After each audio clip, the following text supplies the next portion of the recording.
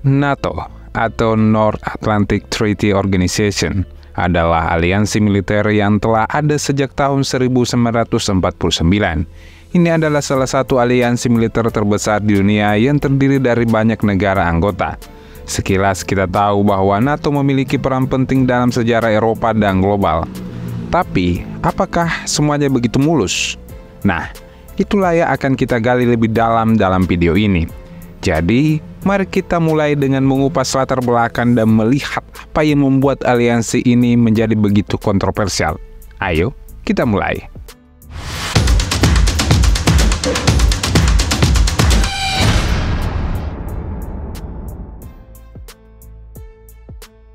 Kita awali dengan membahas latar belakang NATO yang mungkin belum kamu ketahui. Adalah sebuah aliansi militer yang boleh dibilang dibentuk saat dunia masih dalam suasana perang dingin.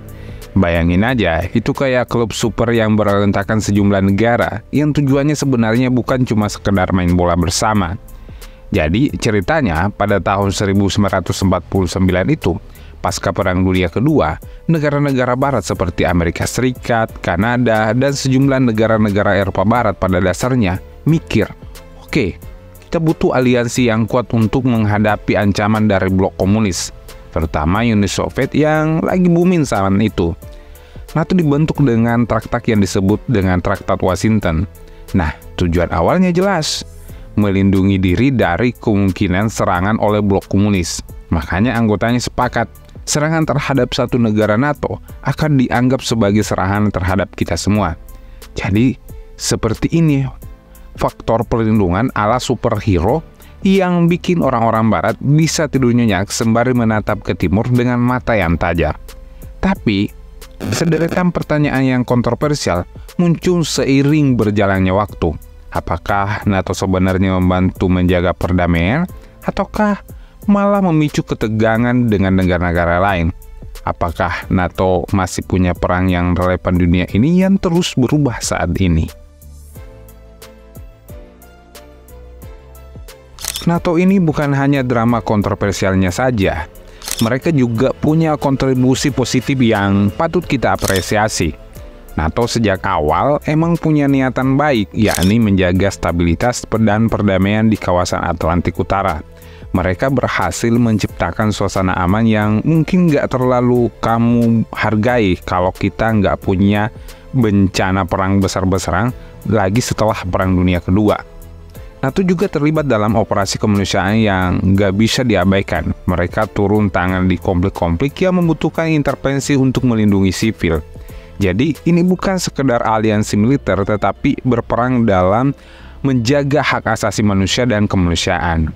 Misalnya ketika peran etnis meletus di Balkan pada tahun 1990-an, NATO turun tangan dan menjalankan operasi penjagaan perdamaian.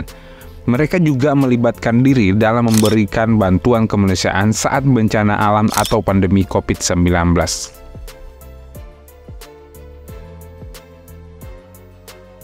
Bicara soal kontroversi seputar NATO, ini seperti bahan yang paling menarik.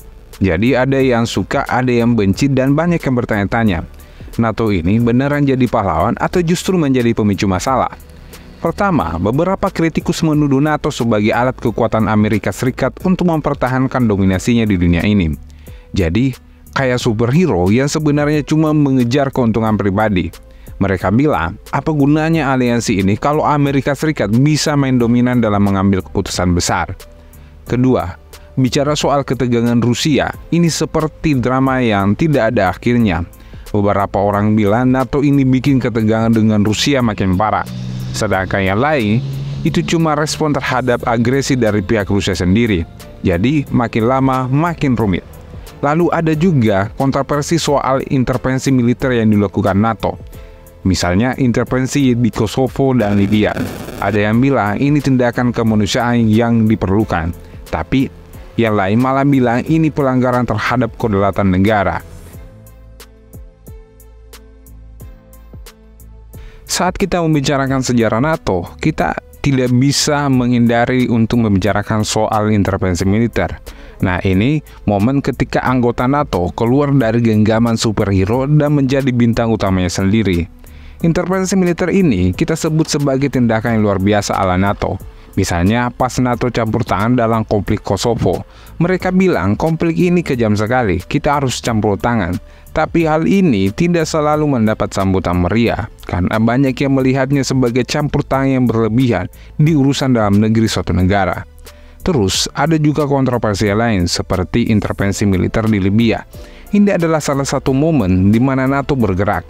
Tapi sebagian orang berpendapat bahwa intervensi ini tidak memberikan hasil yang positif dalam jangka panjang. Nah, hal-hal yang seperti ini bikin kita berpikir, intervensi militer NATO ini sebetulnya bantu atau malah tambah rumit situasi. Mari kita fokus ke salah satu babak kontroversial dalam sejarah NATO, perang di Afghanistan. Ini seperti episode drama yang benar-benar bikin kepala kita pusing. Pada tahun 2001, Amerika Serikat dan sekutunya menginvasi Afghanistan sebagai respon terhadap serangan 11 September yang tragis itu. Mereka ingin mengejar Osama bin Laden dan menggulingkan rezim Taliban yang memberi tempat perlindungan kepada Al-Qaeda.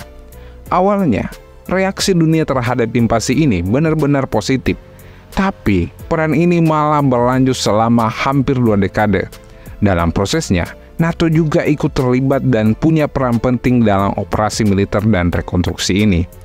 Tapi tentu saja, peran selama itu punya bayaran yang mahal sekali. Bukan cuma dalam hal korban jiwa, tapi juga keuangan yang terus mengalir buat operasi militer dan rekonstruksi dan menjadi sumber kritik besar terhadap NATO.